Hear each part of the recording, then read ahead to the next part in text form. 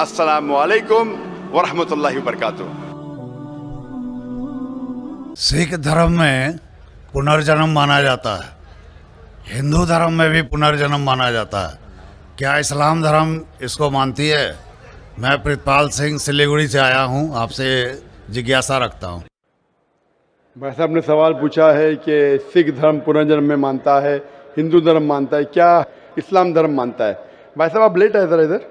नहीं, सवाल जब के पहले सेशन से है क्या? आपने तकरीर में इसका जवाब दे दिया है, लेकिन फिर भी जिज्ञासा है। तो मैंने पूरा जवाब दिया। किस पॉइंट पे जिज्ञासा है आपको?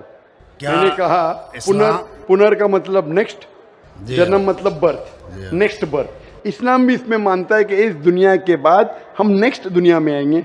ये वेद कहता है, इसमें मुझे कोई डाउट नहीं, कोई शक नहीं।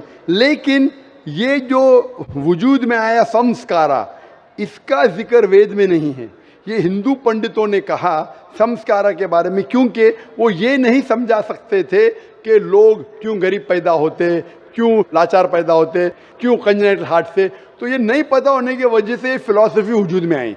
लेकिन वेद में सिर्फ लिखा है पुनर्जन्म, जो कुरान में लिखा है, सिख धर्म में लिखा है, मुझे कोई एतराज नहीं। लेकिन ये मानना कि बर्थ फिर डेथ फिर बर्थ फिर डेथ फिर बर्थ फिर डेथ, ये साइंटिफिकली मुमकिन ही नहीं है। I can give you another quotation why it's not possible. आप समझ रहे ना?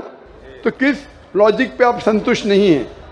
मैं आपसे ये जानना चाहता हूँ कि जैसे सिख धर्म में ये माना जाता है कि किसी व्यक्ति की मृत्यु हुई है, वो कहीं ना कहीं फिर जन्म लेगा।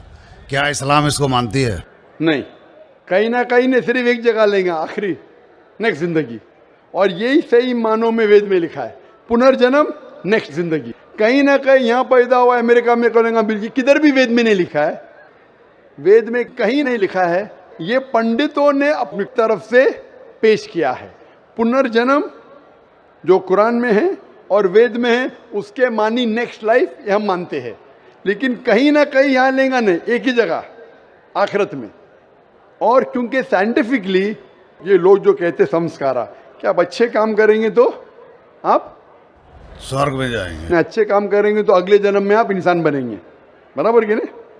स्वर्ग में जाएंगे तो स्वर्ग में जाएंगे तो आने की जरूरत क्या? फिर स्वर्ग में रहना अच्छा ना, धरती पे क्यों आएंगे? फिर कुछ मतलब में स्वर्ग में जाके फिर वापस आते। अगर स्वर्ग में जाके इनाम मिल गया तो यहाँ वापस क्या आते?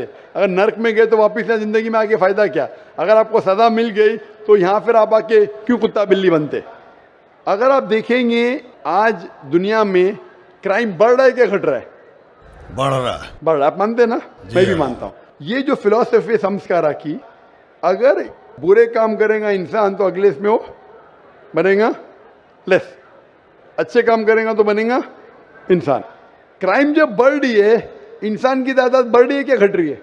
मेरे समझ से तो घटनी चाहिए, लेकिन नहीं घट रही है। उसका मतलब लॉजिक गलत है ना आपकी? जी हाँ, बराबर। तो ये लॉजिक है ना, आप मान गए तो कबूल करो। अभी जो पुनर्जन्म है वेद में, सिखिज्म में, इस्लाम में यकसा है। क्या अगले बार जिएंगे, एक बार मरेंगे, अगली बार आपका हिसाब किताब होगा, डे ऑफ जजमेंट।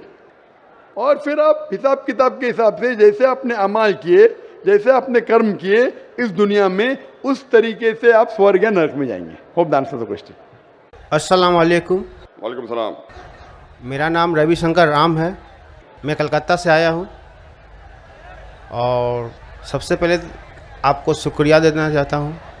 आपसे मिलने का तमन्ना बहुत दिनों से थी, क्योंकि मैंने पीस टीवी बहुत लगातार देखता हूँ घर पर।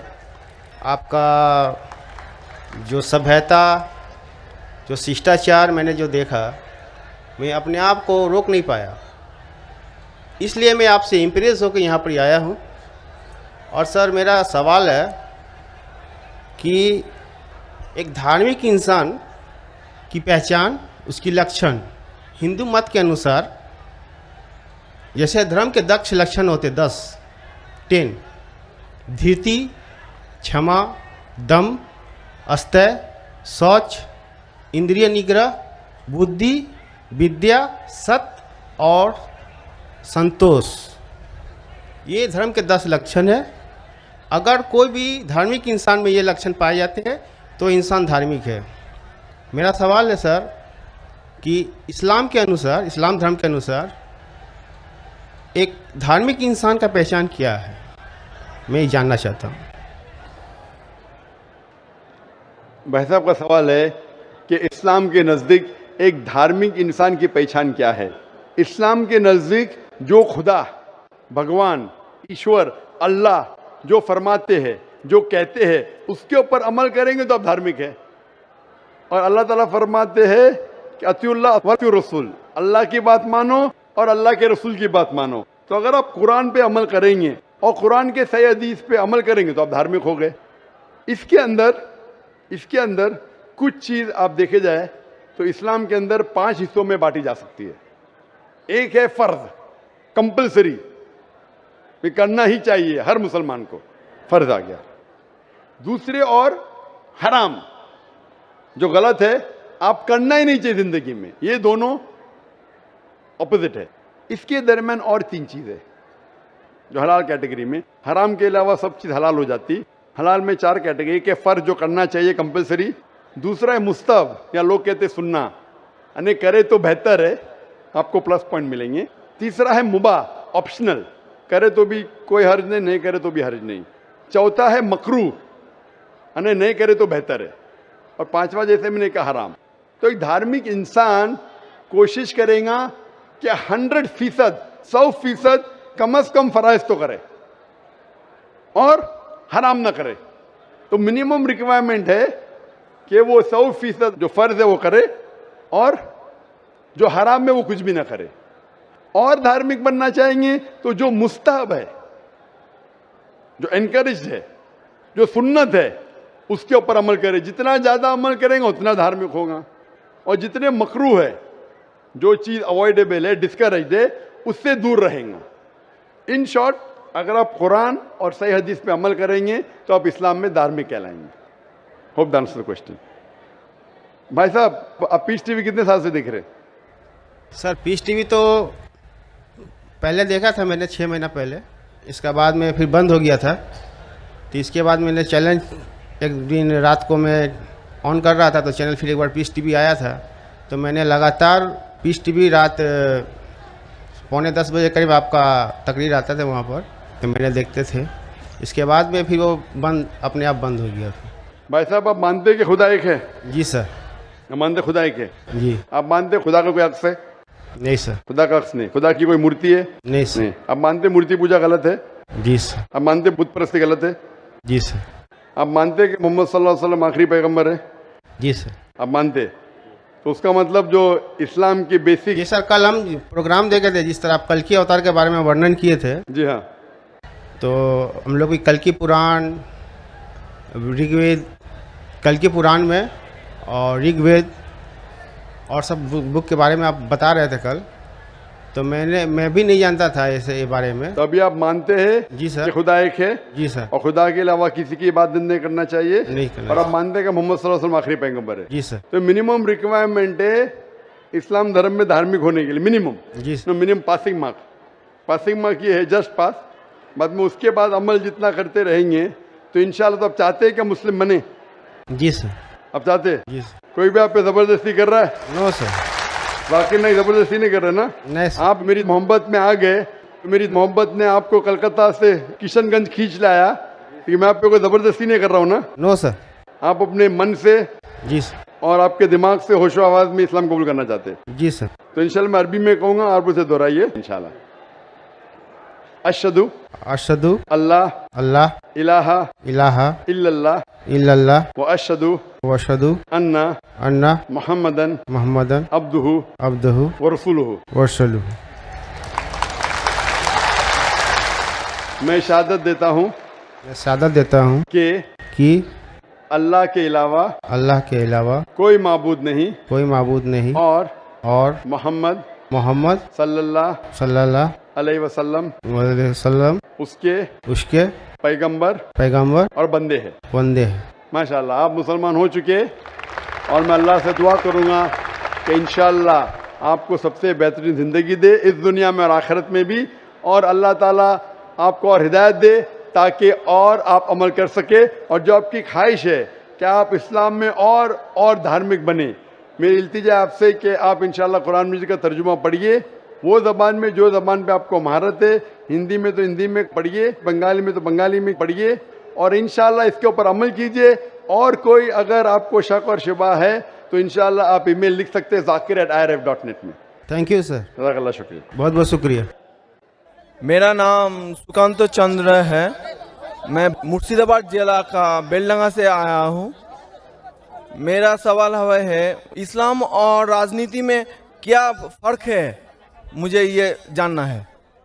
ویسے میں جاننا چاہتا ہوں آپ کدھر کھڑے ہیں؟ اتنا بڑا سیلاب ہے انسانوں کا، پورا سمندر ہے. سیکنڈ مائکروفون کدھر ہے؟ ماشاءاللہ ادھر سیکنڈ مائکروفون. جی ہاں، سیکنڈ مائکروفون ادھر ہے نا؟ ہاں ہاں. جی ہاں. بھائی صاحب کا سوال ہے کہ وہ جاننا چاہتے اسلام اور راجنیتی میں فرق کیا ہے. اسلام آتا ہے لفظ سلام سے، جس کا معنی امن، اور کوئی بھی انسان اگر اپنی زندگی اللہ سبحانہ و تعالیٰ کے احکامات کے مطابق بسر کرتا ہے اسے کہتے ہیں مسلم. اسلام مطلب امن حاصل کرنا اللہ سبحانہ و تعالیٰ کے احکامات پہ عمل کرنے کے بعد. راجنیتی ہے جسے کہتے ہیں انگریزی میں پالیٹکس. پالیٹکس سے کس طریقے سے راج کو چلانا، راجنیتی کس طریقے سے راج کو چلانا، کس طریقے سے ملک کو چلانا، دیش کو چلانا. اسلام ایک مکمل دین ہے. Islam has the solution to all the problems of humanity. Islam ایک مکمل دین ہے. وہ صرف کچھ چیزوں کے بارے میں ذکر نہیں کرتا، بلکہ مکمل دین ہے جو ایک انسان کو کس طریقے سے زندگی بسر کرنا چاہیے اس دنیا میں، اس کے بارے میں ذکر کرتا ہے.